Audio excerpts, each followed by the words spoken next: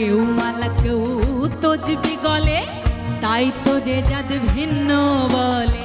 নমস্কার বন্ধুরা, আজকে আমরা সবাই জানব লালন ফকির, বাংলার ইতিহাসে এক বিস্ময়কর নাম।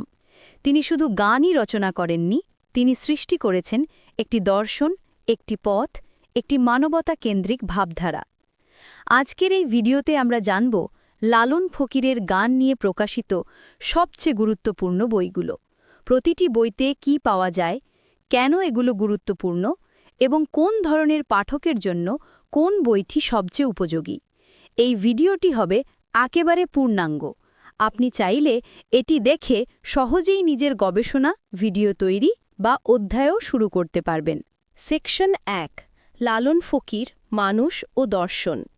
লালন ছিলেন একজন বৈষ্ণব, সুফি, শাক্ত, কোনো নির্দিষ্ট ধারার মানুষ নন। তিনি বিশ্বাস করতেন মানুষই সর্বোচ্চ, মানুষই প্রকৃত মন্দির। তার গানগুলোর মধ্যে লুকিয়ে আছে আত্মজ্ঞানের পথ, শরীর তত্ত্ব, সমাজের ভণ্ডামির সমালোচনা, ধর্মীয় বিভেদের বিরুদ্ধে প্রতিবাদ এবং এক গভীর আধ্যাত্মিক মুক্তির ধারণা। বর্তমানে বিশ্বজুড়ে লালন গবেষণা বাড়ছে, আর এই গবেষণার মূল উপাদান হল লালনের গানের উপর প্রকাশিত বইগুলো। সেকশন ২, লালনের গান নিয়ে সবচেয়ে গুরুত্বপূর্ণ বইগুলো। ১, লালন ফকিরের গান, সম্পাদক উদয় ভট্টাচার্য। এটি একটি বড় সংগ্রহ, ২১৮টি গান, গানের ভিন্ন ভিন্ন রূপ, শব্দার্থ, ভাষার বিশ্লেষণ সবকিছুই এখানে আছে। অনেক পুরনো পাণ্ডুলিপি মিলিয়ে গানগুলো সংকলন করা হয়েছে, ফলে পাঠক একটি নির্ভুল সংস্করণ পান।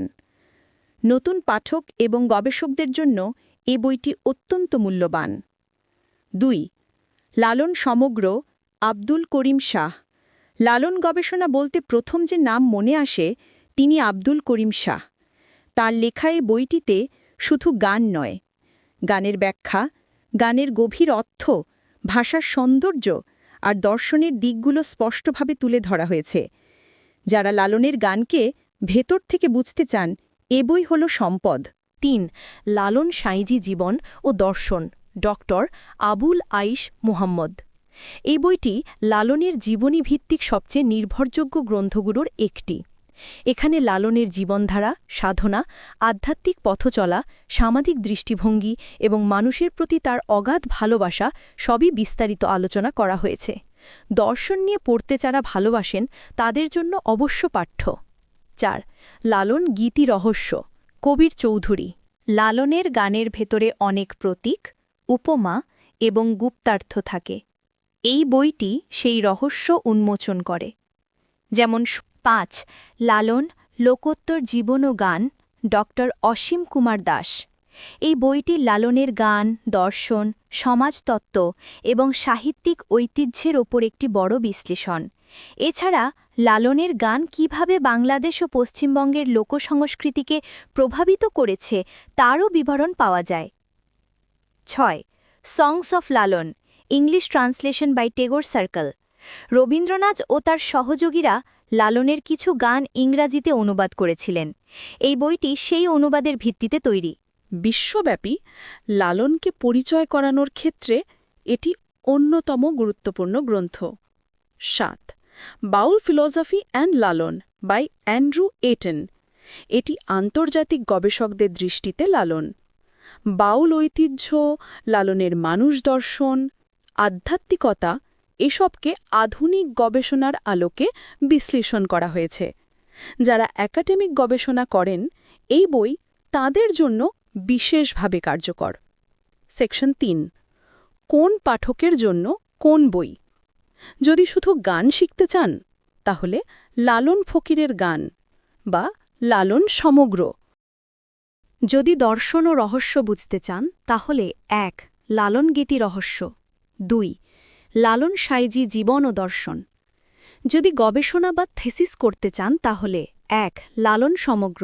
২, বাউল ফিলসফি অ্যান্ড লালন।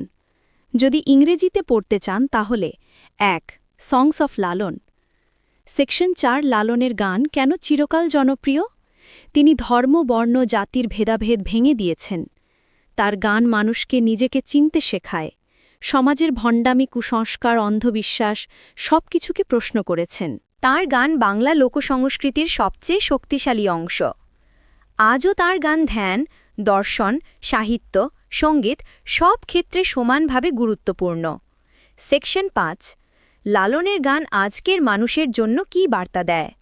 মানুষকে মানুষ হিসেবে দেখা, ভালোবাসা ও সহনশীলতা, নিজের ভেতর সত্য খুঁজে পাওয়া, সমাজে শান্তি ও সমতা প্রতিষ্ঠা, অন্ধ অনুসরণ নয়, নিজেকে জানা, দেখা, বুঝা। বন্ধুরা, লালন ফকির হলেন এমন এক সাধক যিনি শুধু গান রচনা করেননি, বরং তিনি আমাদের শিখিয়েছেন কিভাবে মানুষ হওয়া যায়। আজকের ভিডিওতে যে বইগুলোর আলোচনা করলাম, এগুলো আপনাকে লালনের দর্শনের আরও গভীরে নিয়ে যাবে। ভিডিওটি উপকারী মনে হলে অবশ্যই লাইক, কমেন্ট এবং বন্ধুদের সঙ্গে শেয়ার করুন। এমন সাহিত্য, সংস্কৃতি, ইতিহাস বিষয়ক ভিডিও পেতে চ্যানেলটি সাবস্ক্রাইব করে রাখুন। ধন্যবাদ।